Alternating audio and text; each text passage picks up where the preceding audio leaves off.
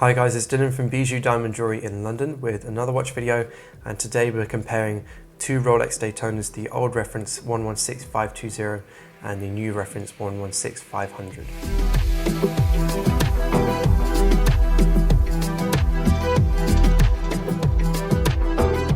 Usually I start my videos with the history of the watch, but I'm not going to look at the history of the Daytona today. If you want to learn about the history of the Daytona, then please go check out my individual review of the 116520, which looks very in depth at the history of the Rolex Daytona, different people that have worn it through the years, and why it's so important in the Rolex collection.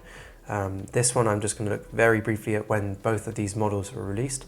So the 116520 was released in 2000, so it's quite a few years old now. It was actually replaced in 2016 though by our 116500 that we're looking at here also.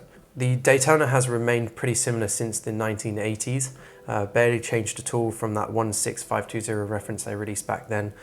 Even still today on our 116500 reference model, the watch looks very, very similar to how it did back in the 80s. So let's have a look at the features on these two watches and see where the differences are in these two models. This is a slightly older reference 116520, so it features a couple of little changes that have been updated since on this model. So looking at the clasp now on this watch, we feature slightly different clasps on these two watches. We can see the clasp on the old 116520, the one that we're looking at, has quite a small teeny weeny clasp on it. I actually prefer this really small clasp, but it's a bit flatter and is less likely to get dinked on tables and things like that. It also doesn't protrude as well, and it's much shorter as well. So personally prefer the older clasp that we have on this model that we're seeing.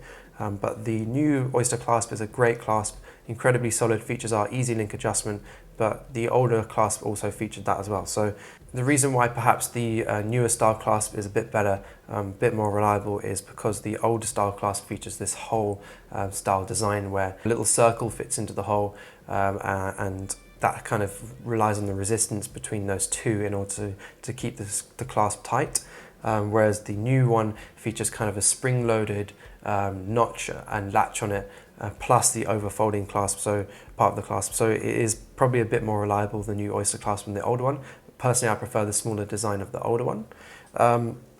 Moving now onto the bracelet, we have identical Oyster bracelets with brushed outer links and polished center links. No changes here, both the same exact bracelets. And then moving on to the case, as far as I'm aware, there are no changes to the cases on these watches. Obviously our bezel, but we'll come into that in a second. But yeah, as far as I'm aware, they're exactly the same case. And Rolex didn't actually update the movement on the 500, it still features the same caliber that we see in our 116520. So in terms of movement, they are the same. So perhaps soon we'll see an updated movement for the Daytona, who knows.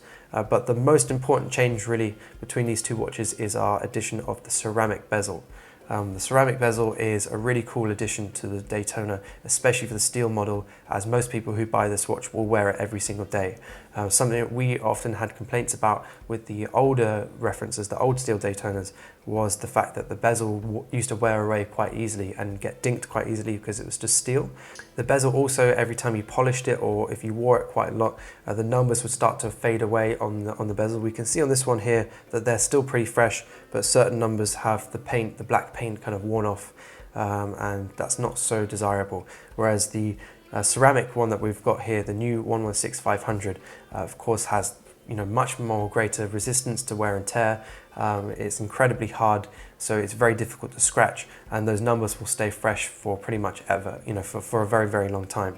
It's also much better in terms of dinks. It doesn't really dink. I believe you could probably chip it, but it's very difficult to chip this ceramic bezel on this watch. Really cool little addition to the Daytona. Like I said, fantastic for people who want to wear this every day, and some people really like this addition of the ceramic bezel, especially on this white dial, because it goes back and harks back to that original kind of Paul Newman style Daytonas, the original 1960s Daytonas that featured that black bezel. Now moving on to our dials, there are actually some changes to the dials on these two watches. Definitely more obvious on these white dials. We've got these black contrasting now sub-dials on the new reference 116500, whereas the old one we feature kind of these silvery looking dials, or sub-dials, sorry, which looks really nice. I think it's really pretty on the old one. It's very, very classic and elegant. The new one definitely has much more of a contrast and pop. and it feels like the font is slightly different on the new one for the Rolex and all the certified chronograph, etc., etc. It definitely looks more bolder and a bit more obvious on the newer reference. Which of the two do I prefer in terms of everything? Well, it's actually a very difficult decision.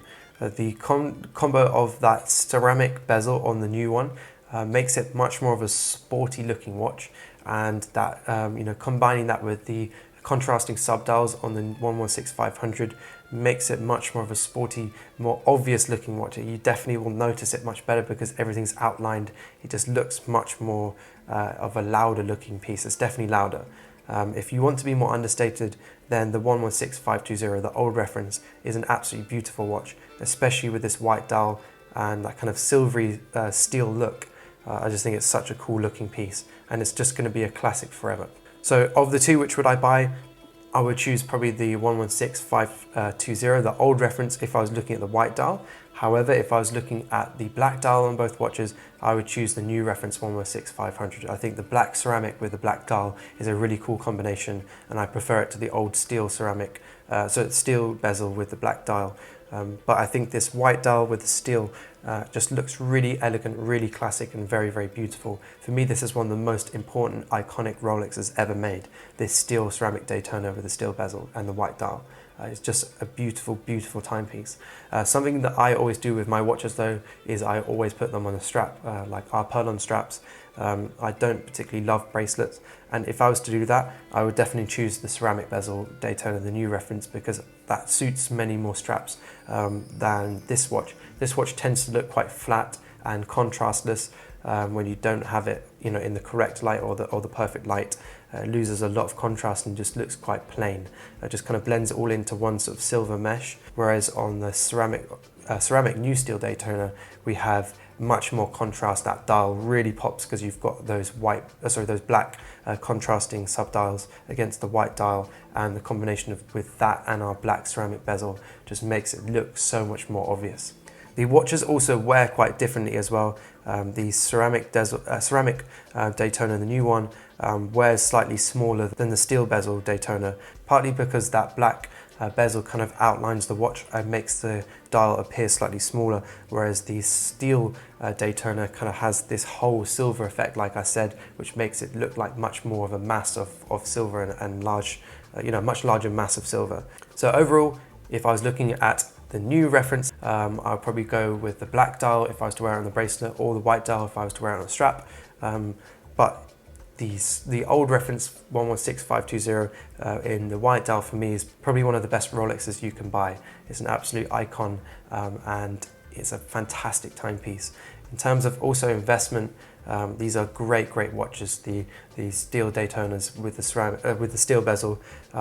Perhaps the ceramic bezels are a little bit better now than the steel bezels, but the steel bezels will always be a very, very brilliant investment timepiece. For example, a late production model 2015-2014 is around £17,000 at the moment, and a new version of the ceramic Daytonas are around £22,000, and they're always going up and up and up in value.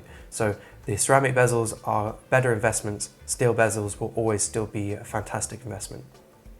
Thanks guys for watching. Let us know in the comments which of these two watches you prefer, the ceramic bezel Daytona or the steel bezel Daytona, and let us know in the comments what other watches you'd like us to review, or other topics you'd like us to discuss. And as always, if you're interested in either of these watches, the new model or the old model, then don't hesitate to contact us. Our details are in the description, and also at the end of the video, it'd be a pleasure to call either watch into stock for you.